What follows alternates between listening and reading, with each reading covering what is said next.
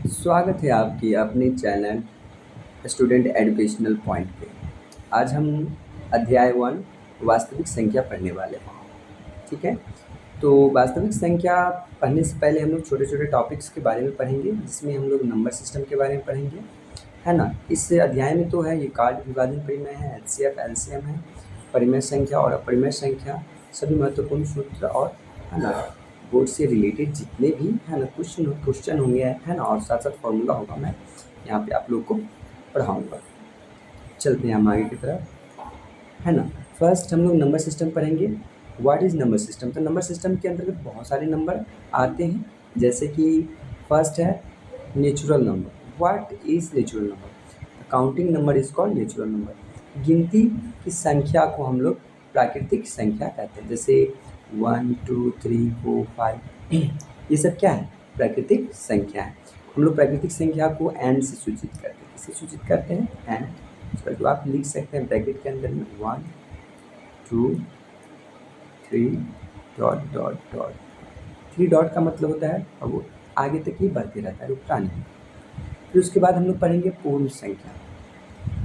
पूर्ण संख्या जिसको इंग्लिश में बोलते हैं होल नंबर, अर्थात when we include zero in natural number.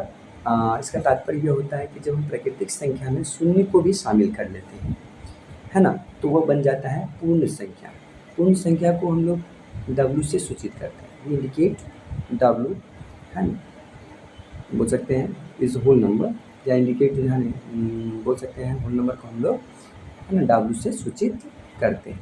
तो W इक्वल टू, है ना, इसको हम लिख सकते हैं 0 1 2 3 डॉट डॉट डॉट, 3 डॉट्स दे देते हैं। ठीक है, तो अभी हम लोग पढ़ लिए प्राकृतिक संख्या किसे कहते हैं और पूर्ण संख्या किसे कहते हैं। नेक्स्ट पढ़ेंगे, है ना, इंटीजर्स जिसको हम लोग पूर्णांक कहते हैं।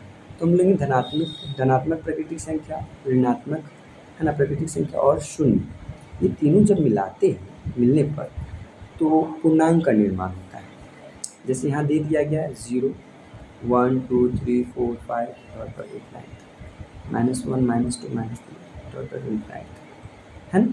तो इसे कहते हैं हम लोग पूर्णांक, अर्थात बोल सकते हो the group of positive natural number, negative natural number and zero is called या आर कॉल्ड, है ना, इंटीजर्स बोल सकते हैं आप। इंटीजर को हम लोग जेड से सूचित करते हैं, है ना। चलिए अब नेक्स्ट चलेंगे हम लोग परिमेय संख्या की तरफ।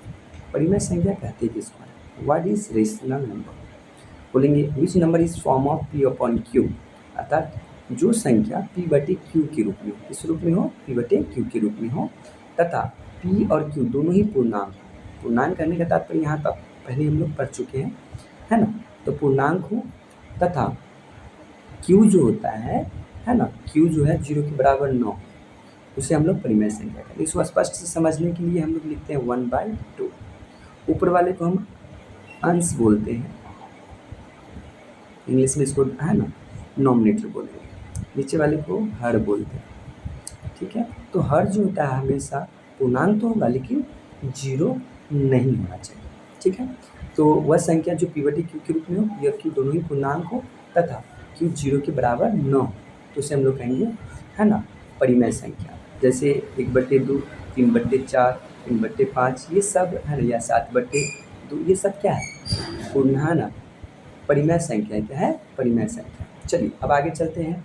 व्हाट इज इरेशनल नंबर या अपरिमेय संख्या किसे कहते हैं, है ना। विच number is not form of p upon Q, अर्थात जो संख्या p बटे q के रूप में नहीं हो या नहीं लिखा जाता हो, उसे हम लोग, है ना, अपरिमेय संख्या कहते हैं। जैसे आप देख सकते हैं यहाँ पे, है ना, √2 तो देखने से पता चला √2 एक अपरिमेय संख्या। तो बच्चे सब बहुत सारे सवाल करेंगे, सर किसी भी नंबर के नीचे जो है ना, मतलब हर में जो एक होता है तो p बटे q के रूप में है। तो हाँ, चलिए p बटे q के रूप में है, लेकिन देखने से पता चला √2 जो है, इसका मतलब 2 का पावर जो है 1/2 है, जबकि पूर्णांक का जो पावर होता है वो हमेशा, है ना, पूर्ण संख्या मतलब 0 1 2 3 ये होना चाहिए।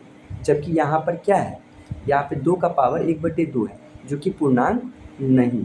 अब पूर्णांक जैसे ही नहीं होगा तो ये, है ना, इज नॉट रेशनल नंबर, इसलिए, है ना, बोल सकते हैं आपको, है ना, अपरिमेय संख्या होगा। क्या होगा? अपरिमेय में संख्या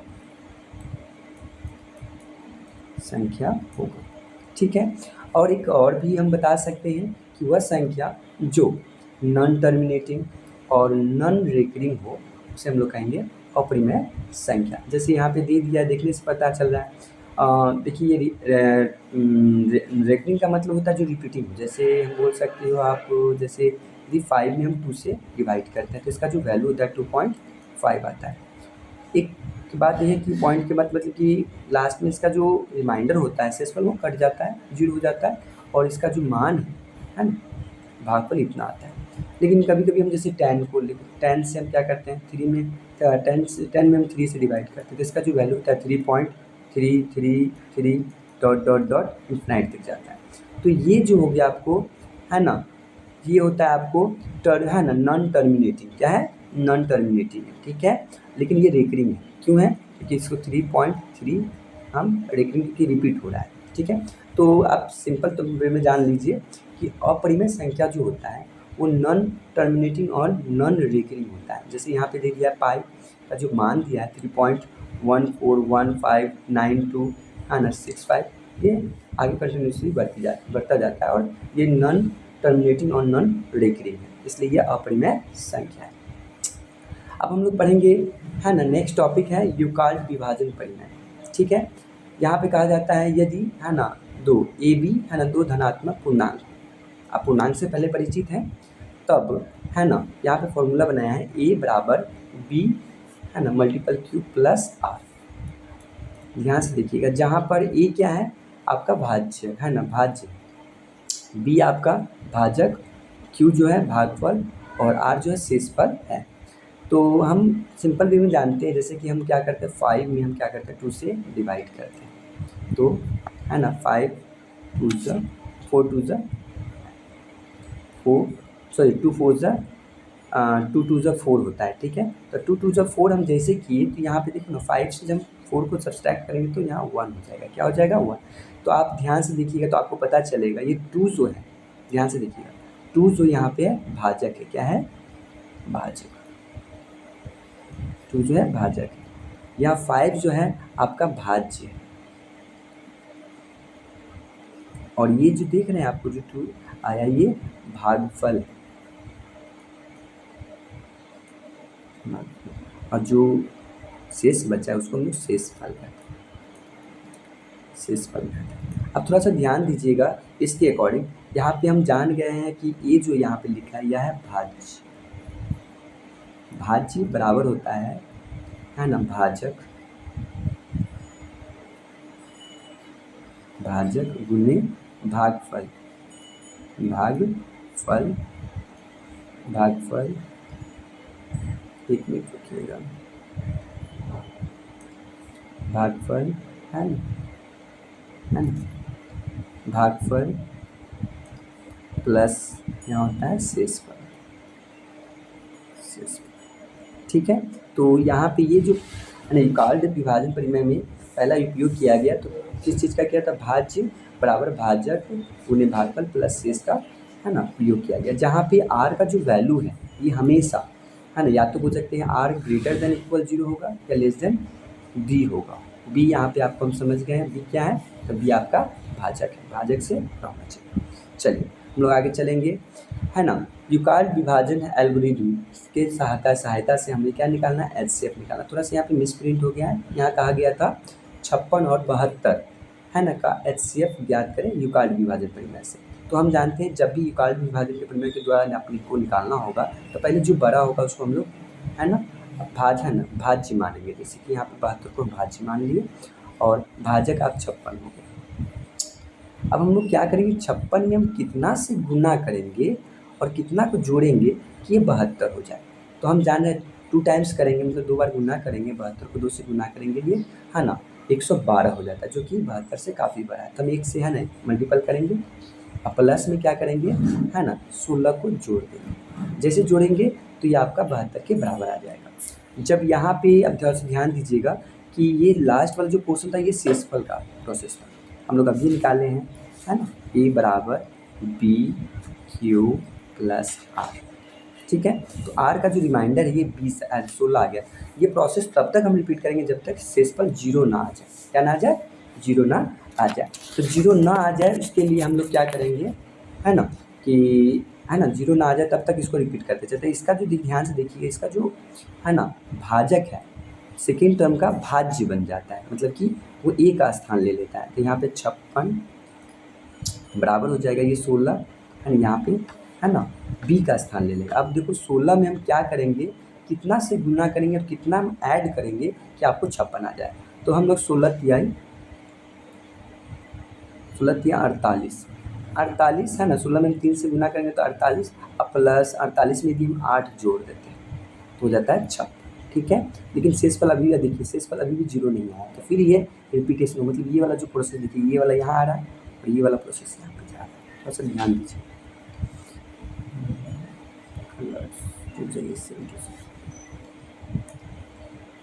अब ये वाला प्रोसेस में देखिए, फिर ये वाला प्रोसेस आ गया, ये वाला यहाँ पे आ जाएगा, है ना।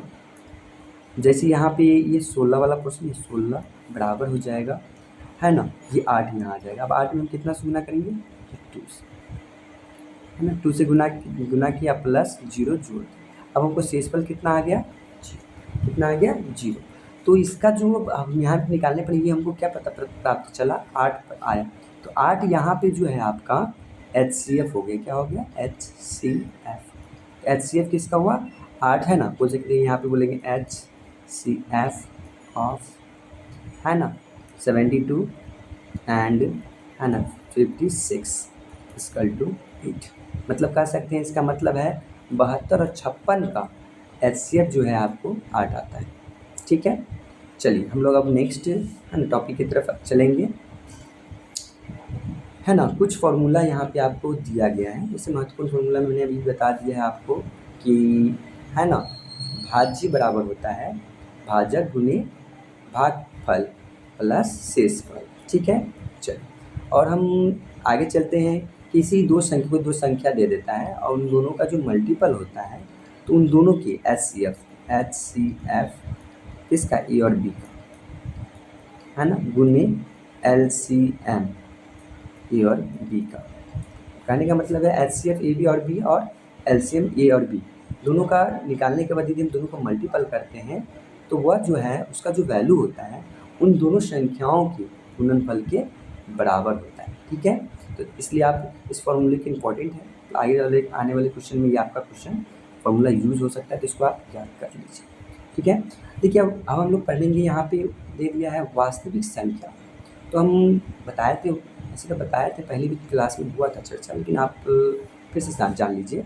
What is real number. Real number बोल सकते हैं द ग्रुप ऑफ, है ना, रेशनल नंबर और irrational number is called real number. अर्थात, है ना, वास्तविक संख्या किसे कहते हैं, तो परिमेय संख्या और अपरिमेय संख्या के सम्मिलन रूप वास्तविक संख्या कहते हैं। इसलिए यहाँ पे लिख दिया है वास्तविक संख्या बराबर परिमेय संख्या और अपरिमेय संख्या, हम लोगों ने पूछ किया था।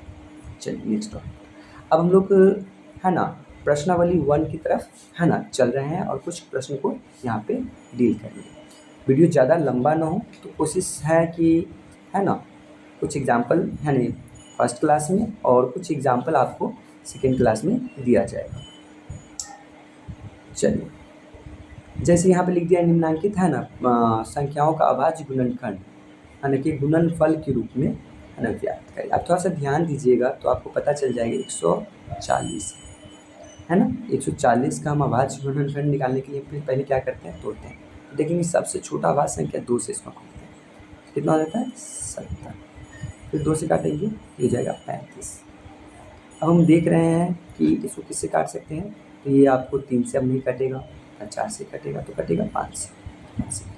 तो ये 140 का जो है आपका, 140 का जो है आपका, है ना, बोल सकते हो आप 140 का जो है 2 गुने 2 गुने 5 गुने 7, ये सब क्या है, अभाज्य गुणनखंड है। ठीक है। उसी प्रकार हम निकालेंगे किसका, 156 का निकालेंगे। तो हम 2 से पहले निकालते हैं तो ये हो जाता है 78। ठीक है। फिर 2 से निकालते हैं तो हो जाता है ना 39। ठीक है। अब किससे कटने वाला है तो देखेंगे, फिर 3 से हम इसको काटते हैं, 3 इकाई 3, 3 तिहाई है ना। अब यह नहीं कटने वाला है, तो हम जान चुके हैं 156 का जो है आपका अभाज्य गुणनखंड जो होगा 2 गुने 2 गुने 3 गुने 13। ठीक है, क्या होगा। फिर हम लोग तीसरे क्वेश्चन की तरफ चलेंगे। तीसरा क्वेश्चन में यहाँ पे दे दिया है ना 3825। यदि हम इसका एल्सियम है ना इसका निकालते हैं तो हम इसको कितना से निकालेंगे। तो लास्ट में क्या है, ये है आपका 5, लेकिन ये देखेंगे 3 से कट रहा है क्या। हाँ, 3 से ही कट रहा है। 3 से हम काटते हैं तो 3 इकाई 3 है ना, 3 गुना 6 है ना, और 5 कटे। फिर हम इसको कितना से काट सकते हैं, 15, हाँ 3 चौका 12 है ना, ये कट जाएगा आपका, 3 से कटेगा 3 चौका 12 है ना, 5। फिर इसको कितना से हम काट सकते हैं, क्या 3 से कटेगा, नहीं 3 से अब यह नहीं कटेगा, तो हम 5 से काटेंगे है ना। 8 पंचे 40 और 5 बचे 25। चलिए फिर से ये कितना से कटेगा, 5 से कटेगा, तो 5 से इसको काटेंगे तो ये हो जाएगा 17 25 50। तो हम उसको पता चल गया 3825 का जो है आपका हो जाएगा 3 गुने 3 गुने 5 गुने 5 गुने 17। ठीक है। दूसरा हम यहाँ पे निकालना है हमको 5005 का। 5005 का हम देख रहे हैं 1 से नहीं कटेगा ना 2 से कटेगा, सॉरी 1 से 2 से नहीं कटेगा ना 3 से कटेगा, तो हमको अभाज्य संख्या से काटना है। तो हमको पता चला इसको 5 से काटते हैं, 5 से काटते तो ये हो जाता है 1001। 1001 है। अब यह किससे कटेगा, यदि सोचा जाए तो 1 2 से 3 से नहीं, ये 7 से कटेगा। 7 से काटेंगे तो इसका हो जाएगा आपको 143। ठीक है, 43। अब इसको कितना से काट सकते हैं, तो ऐसे सोचेंगे तो ये आपका कटेगा 11, हाँ 11 से भी हम काटते हैं तो 1 1 और ये हो जाएगा 13 मरतबा भी कटेगा। चलिए, तो हमको पता चल गया अब ये कटने वाला नहीं है, तो 5000 है ना, 5 का जो है आपका 5 गुने 7 गुने 11 गुने 13, इसका आपका अभाज्य गुणनखंड प्राप्त होगा। उसी प्रकार हम नेक्स्ट क्वेश्चन 4th की तरफ चलेंगे है ना। ये 7400 है ना, 7429 है। 7429 आपको है ना, तो नहीं ये आपको 17 से कटेगा। 17 से जब हम काटते हैं तो ये हो जाता है 437 आता है इसका। ठीक है, फिर इसको हम 9 2 3 5 ये हम 19 से कटेगा। 19 से काटेंगे तो ये हो जाएगा 23 आ गया। तो आपका यहाँ पे जो हम संख्या लाएँ तो ये आ गया है ना 7400 है ना 29 का जो है आपका अभाज्य गुणनखंड 17 गुने 19 गुने और ये 23 है। ठीक है, तो बोले कि सर ये इतना बड़ा कैसे बनेगा। तो देखिए ये जो है अभ्यास, हमेशा आप अभ्यास कीजिएगा तो ऑटोमेटिकली आपका टूटता चल जाएगा। ठीक है, तो हम लोग ने अभी पढ़ा क्या, अभी हम लोगों ने फिर से मैं रिपीट कर देता हूँ आप लोगों को है ना। हम लोगों ने पढ़ा कि प्राकृतिक संख्या किसे कहते हैं, गिनती की संख्या को प्राकृतिक संख्या कहते हैं। जब हम क्या करते हैं, when we include zero in natural number, जब प्राकृतिक संख्या में जीरो को हम लोग शामिल कराते हैं तो उसको पूर्णांक कहते हैं। ठीक है, फिर हम लोगों ने पढ़ा पूर्णांक किसे कहते हैं, तो धनात्मक प्राकृतिक संख्या, ऋणात्मक प्राकृतिक संख्या, शून्य को पूर्णांक कहते हैं। परिमेय संख्या किसे कहते हैं, जो p/q के रूप में हो उसे हम लोग पूर्णांक है ना परिमेय संख्या कहते हैं, जहाँ p और q दोनों पूर्णांक हो और q 0 के बराबर न हो।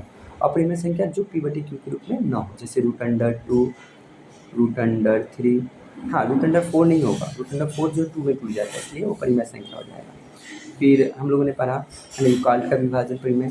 ठीक है, उसके बाद हम लोगों ने इक्वाल्ट विभाजन परिमेय के माध्यम से HCF निकालना सीखा। उसके बाद कुछ महत्वपूर्ण प्रश्नों को देखा और उसके बाद हम लोगों ने इस सवाल को सॉल्व किया गुणनखंड की विधि के माध्यम से। ठीक है, और यदि हमारा मतलब यह हमारा वीडियो आपको पसंद आता है तो लाइक सब्सक्राइब और शेयर करें। साथ साथ अगले टॉपिक है ना कुछ आते हैं मतलब पढ़ना चाहते हैं तो कमेंट करें। धन्यवाद।